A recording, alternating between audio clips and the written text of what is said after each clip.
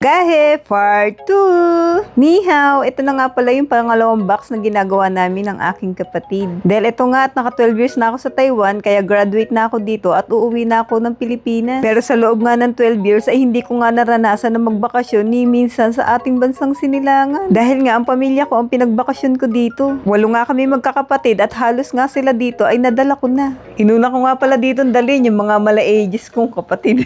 Sunod nga yung pinakamamahal naming nanay Sonia, yes. Tapos yung kapatid kong lalaki at si Bunso, syempre. Then yan si Miguel yung sumunod sa akin at si Bunso. Sumunod naman yan si ate ko Nico at yung kanyang asawa. Ang pogi kong bayaw, yun naman eh. Tapos dito kami kinasal ng ex-boyfriend ko. Nakapag-aral din ako sa Taiwan. Pinag-aral ko din pala dito ang bunso naming kapatid. At ngayon kumukuha siya ng masters.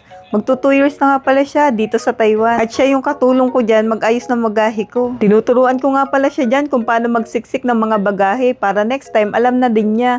Dahil nga sa pagbabagahe, wala kang sasayangin mga space. Ultimo, kahit maliliit pa yan mga guys. Pangalawang box pa nga lang yan, kaya magkita-kita na lang ulit tayo sa part 3 ng aking pagbabagahe.